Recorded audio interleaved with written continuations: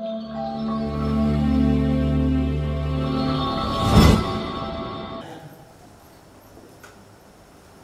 kita panjatkan puja-puji syukur kita kehadirat Allah Subhanahu wa Ta'ala, karena berkat taufik dan hidayahnya kita masih dapat berkumpul di majlis yang penuh barakah ini. Mudah-mudahan Allah Subhanahu wa Ta'ala selalu senantiasa memberi kita taufik hidayahnya untuk dapat melangkahkan janji kita menghadiri majlis-majlis seperti ini. Amin ya rabbal alamin. Hadirin yang dirahmati oleh Allah Subhanahu wa Ta'ala, kita di sini duduk untuk mengkaji ilmu syariat yang telah disyariatkan oleh Allah Subhanahu wa Ta'ala kepada baginda Nabi besar Muhammad sallallahu alaihi wasallam. Ilmu ini, yang mana syariat ini yang diturunkan oleh Nabi besar Muhammad sallallahu alaihi wasallam, tidak lain dan tidak bukan adalah bersumber daripada yang namanya Al-Quran. Semua ilmu yang ada di muka bumi ini adalah ilmu yang bersumber daripada Al-Quran. Semua, mau ilmu apa saja. Kita nggak usah ngomong ilmu syariat. Kalau ilmu syariat sudah tentu dari Al-Quran sumbernya. Ilmu-ilmu lain, biologi, fisika, kimia, semua itu bersumber daripada Al-Quran. Terutama adalah ilmu syariat. Ya, jadi Allah Subhanahu wa Ta'ala menurunkan Al-Quran ini sebagai hudan. Alif lam mim, dzalikal kitabu la raiba fihi hudan lil muttaqin, yaitu sebagai penuntun bagi orang-orang yang bertakwa kepada Allah Subhanahu wa Ta'ala. Maka dari itu, jangan sampai kita ini menganaktirikan Al-Quran. Menganaktirikan Al-Quran. Artinya apa menganaktirikan? Yaitu kita ini sering lalai terhadap yang namanya Al-Quran. Baca Al-Quran sering lalai. Ya, kadang sehari berlalu di dalam kehidupan kita sama sekali tidak membaca apa yang dinamakan Al-Quran. Ya, banyak dari kita yang sehari berlalu tapi kita tidak membaca Al-Quran. Nah ini, dari mana kita bisa mendapatkan hidayah dari Allah Subhanahu wa Ta'ala? Sedangkan Al-Quran yang notabene-nya adalah petunjuk hidayah dari Allah Subhanahu wa Ta'ala kan saja kita tinggalkan. Bagaimana kita bisa mendapatkan hidayah dari Allah Subhanahu wa Ta'ala? Orang hidayahnya sampai ditinggalkan, hidayahnya kita tinggalkan. Bagaimana kita bisa menuntut kepada Allah Subhanahu wa Ta'ala meminta hidayah? Enggak bisa. Tidak akan mendapatkan hidayah, tidak akan mendapatkan petunjuk dari Allah Subhanahu wa Ta'ala. Di dalam Al-Quran Allah Subhanahu wa Ta'ala mengatakan, ya ayyuhan nasu qad ja'akum mau'izatun mir rabbikum wa shifaa'un lima fis sudur wa hudan wa rahmatan linnas wa hudan wa rahmatan lil mu'minin. Wahai orang-orang, wahai segenap manusia, qad ja'akum mau'izatun mir rabbikum, telah datang kepada kalian nasihat dari Tuhan kalian. Setiap ayat yang disebutkan ya ayyuhan nas itu artinya ayat ini diturunkan di kota Mekah. Kenapa kok disebut ya ayyuhan nas, wahai manusia-manusia? Ya karena dulu di kota Mekah ini jarang ada orang yang beriman. Kejayaan Islam berada di kota Madinah. Makanya dulu kalau di Mekah itu banyak orang-orang kufar Quraisy. Jadi Allah Subhanahu wa Ta'ala menyebut mereka dengan ya ayyuhan nas. Ya ayyuhan nas, wahai segenap manusia, qad ja'akum mau'izatun mir rabbikum, telah datang kepada kalian nasihat dari Tuhan kalian, yaitu Al-Quran yang dimaksud oleh Allah Subhanahu wa Ta'ala. Yang pertama, Al-Quran berisikan nasihat dari Allah Subhanahu wa Ta'ala. Mau'izah, apa mau'izah? Nasihat. Wa shifaa'un lima fis sudur, dan di dalam Al-Quran tersebut terdapat yang namanya syifa, kesembuhan lima fis sudur, bagi hati-hati kita. Bagi hati ada obat hati, ada tombol hatinya di Al-Quran itu. Makanya kalau orang yang sering baca Al-Quran itu jarang sumpah dia.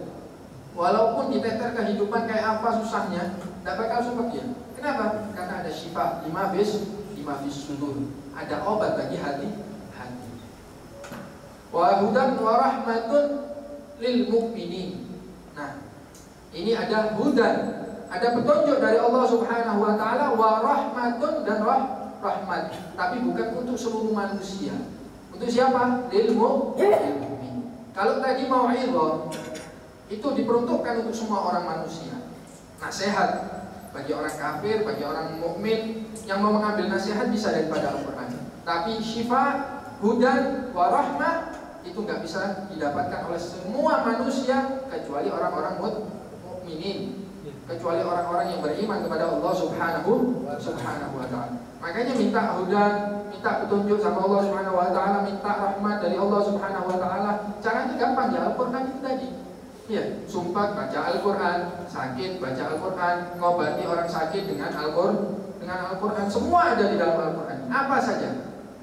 Cuman yang terpenting bagi kita ini bagaimana kita ini menghidupkan hari-hari kita ini dengan bacaan Al-Quran. Ya, kita ini jauh daripada ulama-ulama terdahulu, ini jauh dengan para salafun soleh, ya, guru-guru kita, ulama-ulama kita ini jauh. Mereka itu dikatakan bahwa Al-Imam Syafi'i radhiyallahu ta'ala itu setiap hari menghatamkan Al-Quran 2 kali. Bukan membaca ya, menghatamkan sehari semalam. Siang sekali, malam sekali. Imam Syafi'i. Padahal Imam Syafi'i ini masih banyak kesibukan lainnya ya. Kesibukan lainnya ini masih banyak. Kesibukan mengajar, kesibukan berfatwa, kesibukan memikirkan istinbat. Ya, karena beliau adalah imam madhab, sibuk juga dia mengarang kitab-kitab dan lain sebagainya. Tapi beliau masih bisa sempat untuk menghatamkan Al-Quran 2 kali, siang dan malam. Dikatakan juga Habib Abdurrahman As-Seggaf, beliau sehari semalam menghatamkan Al-Quran 4 kali, 2 kali pagi, 2 kali malam. Masya Allah, 2 kali pagi, 2 kali malam. Kita aja 4 lembar sudah subhanallah udah. Bukan Masya Allah lagi, subhanallah, ya kan? 4 lembar aja subhanallah. Ini 4 khataman Al-Quran. Ya, 4 khataman Al-Quran. Semua para aulia Allah Subhanahu wa Ta'ala, terkhususkan para sadah Bani Alawi, para habaib itu dulu datuk mereka itu Allah Subhanahu wa Ta'ala memberikan futuh. Apa itu futuh? Pembukaan. Ya, dibuka sama Allah Subhanahu wa Ta'ala hati dan pikirannya, itu berkatnya Al-Quran. Berkatnya Al-Quran. Al-Habib Ali, ya, Sayyidina Ali bin Ali bin Alwi Al-Ghuyub bin Fadil Muqaddam. Sayyidina Ali ini adalah datuknya para habaib, termasuknya diantara Seggaf dan banyak lain sebagainya. Itu beliau dikatakan futuhnya daripada Al-Quran. Jadi para cucu-cucunya ini semua futuhnya dari mana? Daripada Al-Quran. Dibukanya pikiran dan hati mereka oleh Allah Subhanahu wa Ta'ala karena berkat Al-Quran. Dikatakan juga Sayyidina Muhammad Jamalul Lail, itu beliau setiap hari, ya, sering baca Al-Quran. Sampai beliau kalau puasa ini enggan membaca Al-Quran. Kenapa? Karena takut ketika beliau membaca Al-Quran, beliau merasakan rasa madu di dalam mulutnya. Rasa madu. Baca Al-Quran merasakan madu di dalam mulutnya. Jadi enggan. Takut apa? Takut puasanya tidak sah dengan membaca Al-Quran. Baca Al-Quran rasa madu, ya kan? Kalau kita rasa pahit gitu, ya kan? Jadi pegang baca Al-Quran. Kalau kita, tapi aulia Allah Subhanahu wa Ta'ala ini mendapatkan futuh, rahmah, hidayah dari Allah Subhanahu wa Ta'ala, semua dari bacaan Al-Quran. Semua daripada Al-Quran. Enggak ada yang enggak. Dikatakan oleh Nabi SAW, Iqra'ul Quran, bacalah Al-Quran, fa innahu ya'ti yaumal qiyamah syafi'an li ashabihi. Bacalah Al-Quran, kata Nabi Muhammad SAW, karena Al-Quran ini nanti, ya, oleh Allah Subhanahu wa Ta'ala dijadikan penyafaat, dibisakan oleh Allah Subhanahu wa Ta'ala untuk memberi syafaat, diizinkan untuk memberi syafaat bagi orang yang gemar membaca Al-Quran. Ya, kita mau dapat syafaat sahabat, kalau bukan dari syafaat Al-Quran, dari syafaat Nabi besar Muhammad SAW. Ya, kita sudah tidak banyak sholawatnya, tidak banyak ngajinya, tidak banyak dekat-dekat dengan aulia, sholihin, ulama dan lain sebagainya. Mau dapat syafaat dari mana? Yang bisa memberi Al-Quran, yang bisa memberi syafaat Nabi Muhammad, Al-Quran bisa memberi syafaat nanti di hari kiamat, ulama bisa memberi syafaat. Kita semuanya ini tiga-tiganya nggak ada yang dapat, nggak ada yang dapat. Man dzalladzi yashfa'u 'indahu illa bi'idzni, kata Allah Subhanahu wa Ta'ala. Dan ini adalah komponen atau orang-orang yang diberi izin oleh Allah Subhanahu wa Ta'ala untuk memberi syafaat. Di antaranya adalah Al-Quran. Maka dari itu mari kita dari sini ini kita niatkan setiap hari paling tidak itu kata Abu Hasan bin Abdullah Syadili paling tidak 1 juz, paling tidak 1 juz. Habis sholat baca Al-Quran. Kalau dibagi Al-Quran itu 10 lembar 1 juz, 10 lembar. Kalau Quran Madinah itu 1 juz Al-Quran 10 lembar. Dibagi aja 2 lembar setiap selesai sholat. 1 juz hatam sehari. Habis itu nanti sebulan hatam berapa? Sekali. Kan enak, ya kan? 1 lembar. Kalau Al-Quran Madinah ya, kalau Al-Quran lokal nggak tahu.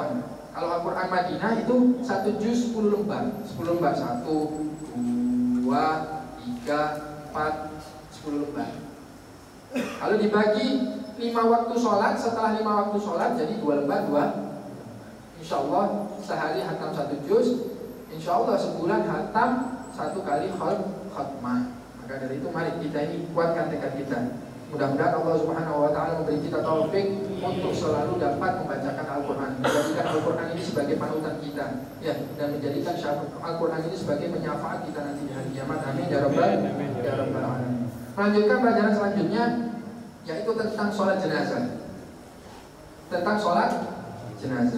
Sekarang kan kemarin kan udah mandi, ya, kemudian dikafani, kemudian sekarang disolat. Sebelumnya sholat ini, ya, tidak sah bagi seorang mayit, atau ketika kita ingin melakukan sholat jenazah, itu sholat jenazah itu harus disyaratkan setelah mayitnya dimandikan. Dimandikan. Dan bisa kita ini sholat kalau mayitnya dia belum dimandikan. Mayitnya itu tadi belum dimandikan, mau kita sholati, habis mandi jeglek langsung kita sholati, Allahu Akbar. Tidak bisa. Harus kapan sholatnya kita? Harus setelah mandinya si mayit. Dan lebih afdolnya atau sunnahnya, sholat kita itu tidak dilakukan kecuali mayit juga sudah dikafani. Artinya sudah dimandikan, sudah dikafani, baru kita sholat.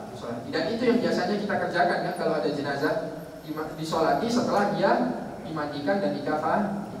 Tapi kalau seandainya mau kita sholati setelah dia dimandikan, ya tidak apa-apa. Ya, tidak apa-apa. Makanya ini hati-hati ya.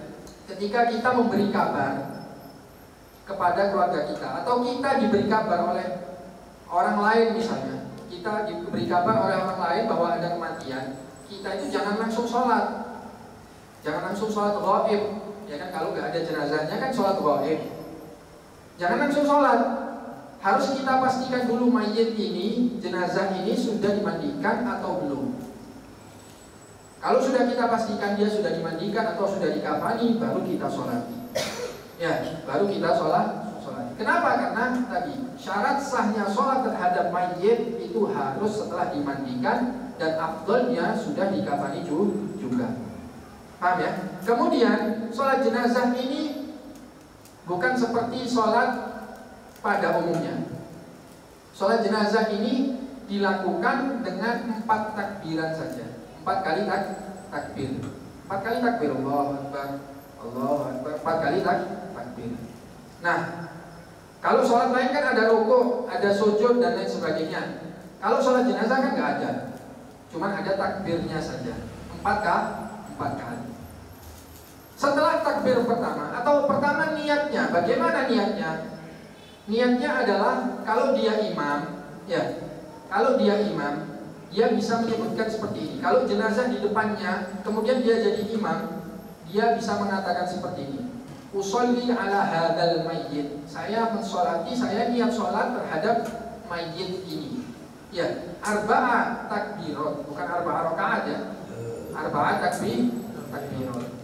Fardhul kifayah lillahi ta'ala. Usolli ala hadzal mayyit 4 takbirat, fardhul kifayah lillahi ta'ala. Itu tadi yang dilakukan oleh si imam. Kemudian makmumnya bagaimana? Makmumnya niatnya seperti ini: usolli ala man shalla alaihi imam 4 takbirat fardhul kifayah makmuman lillahi ta'ala.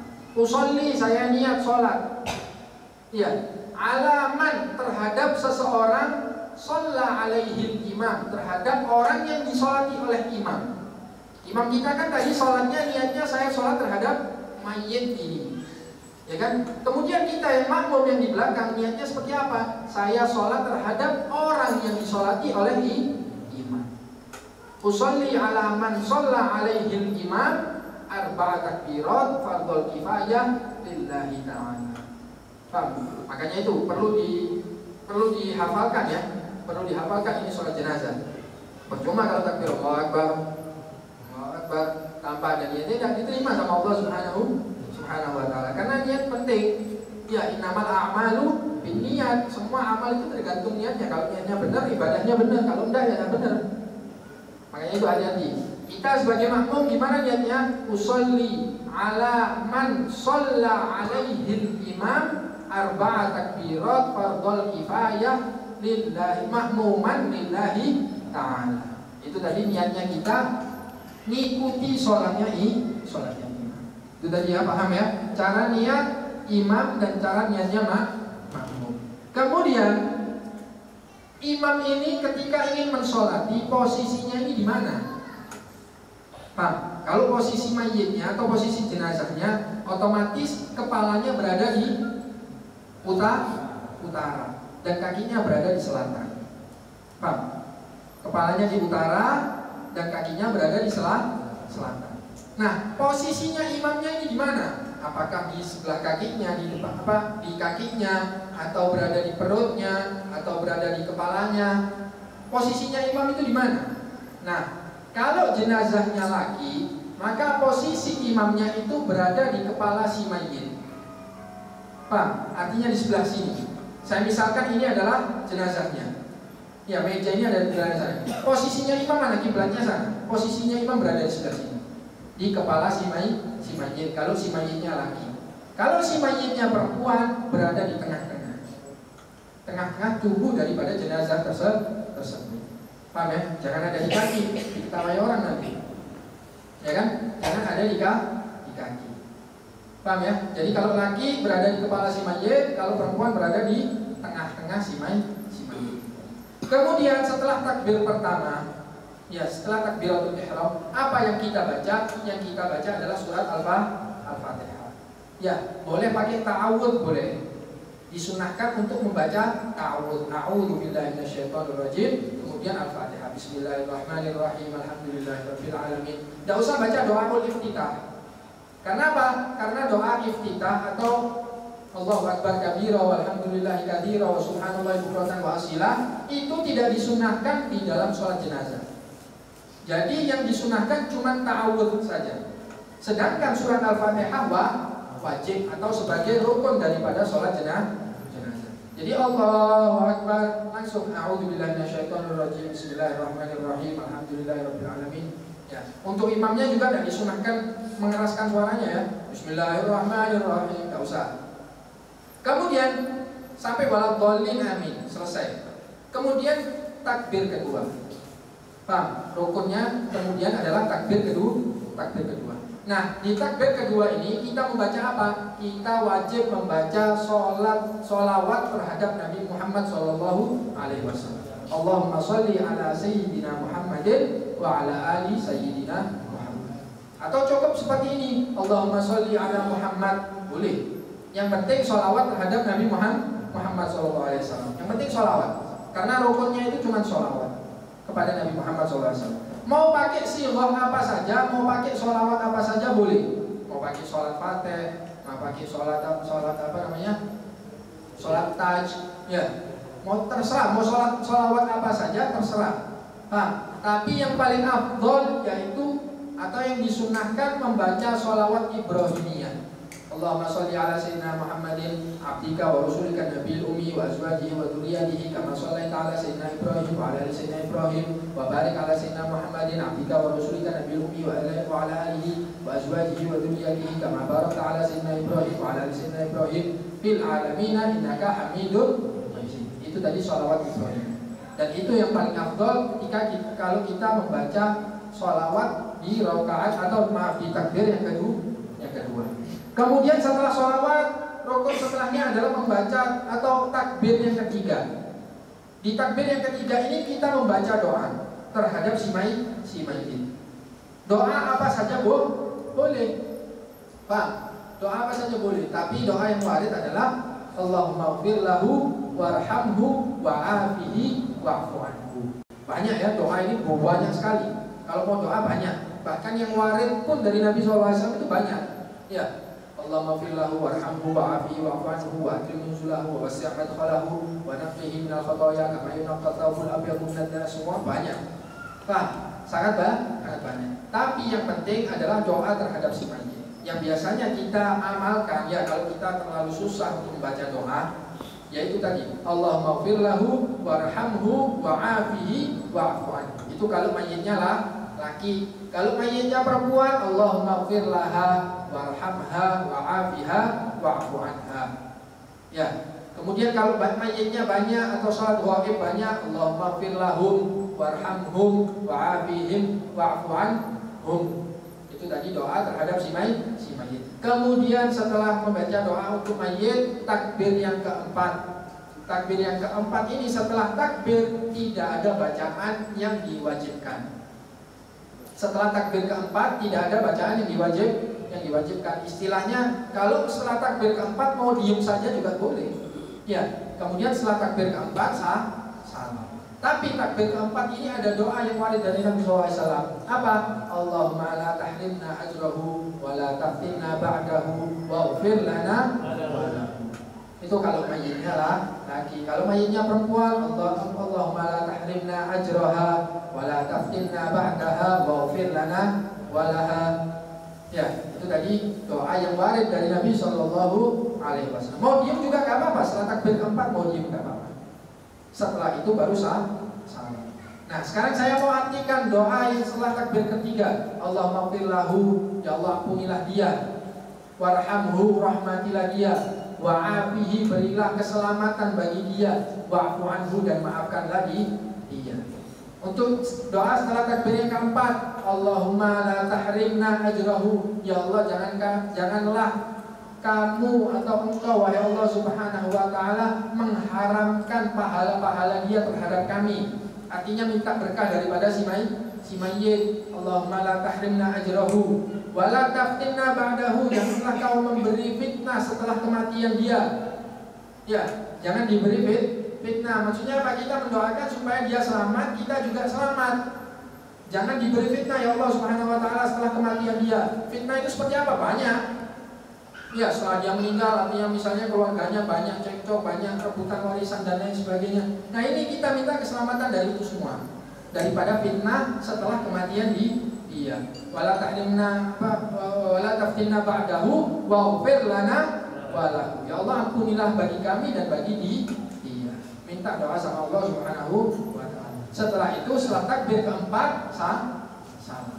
Nah ini salam ini di antara syaratnya salam adalah menghadap kiblat. Ya, salam itu ngadep kiblat. Jangan sampai ketika kita salam, nah ini biasanya penyakitnya kita ini kalau sholat jenazah. Salam tapi nyerong juga. Assalamualaikum warahmatullahi wabarakatuh. Assalamualaikum warahmatullahi wabarakatuh. Banyak. Yang seperti ini sangat banyak. Salam ya diem aja, ngadep kiblat, tetap dadanya ngadep kiblat. Assalamualaikum warahmatullahi wabarakatuh. Assalamualaikum warahmatullahi wabarakatuh. Salam tetap menghadap kiblat. Semua salam, apapun sholatnya, termasuk sholat jenazah harus menghadap kiblat ketika salam. Nah, untuk sighah salamnya gimana? Yang wajib adalah assalamualaikum. Semua sholat itu kalau kita mau salam, wajibnya adalah assalamualaikum. Tapi kalau sholat jenazah disunahkan ditambahi warahmatullahi wabarakatuh. Ya, kalau kita sholat kan nggak pakai warahmatullahi wabarakatuh. Sholat isya, sholat maghrib dan lain sebagainya. Assalamualaikum warahmatullahi. Assalamualaikum warahmatullahi. Ya, nggak pakai wabarakatuh. Makanya kalau sholat jenazah ditambah assalamualaikum warahmatullahi wabarakatuh. Assalamualaikum warahmatullahi wabarakatuh. Ya, kalau sholat jenazah seperti itu sunnahnya. Nah, sholat jenazah ini nggak pakai rukuk, nggak pakai tidak, nggak pakai sujud dan lain sebagainya. Cuma 4 takbir saja. Pernah diceritakan ada seorang alim habis mondok, megaya ya kan? Habis mondok. Pernah suatu saat dia jalan di sebuah kaum, akhirnya dipanggil karena dia orang alim, disuruh sholat jenazah. Setelah sholat jenazah kan dia dari pondok, suruh jadi imam sholat jenazah. Allahu Akbar. Tiba-tiba dia tengah sholat lupa pakai ruku. Allahu Akbar. Sami'allahu liman hamidah. Sampai sana. Bingung dia ini, sudah gemeteran dia. Sudah gemeteran, takut diprotes hadirin, takut diprotes kaum itu tadi. Akhirnya, kenapa kamu pakai rokok, pakai sujud? Ya, mayitnya banyak dosa. Jadi tambahin rokok, tambahin sujud. Soalnya kakek, akhirnya tambahin rokok, tambahin sujud. Ya, diampuni oleh Allah Subhanahu wa Ta'ala. Tapi enggak, ya, kalau sholat jenazah nggak pakai rokok dan nggak pakai lain sebagainya, cuma takbir saja. Wallahu ta'ala a'lam bishawab.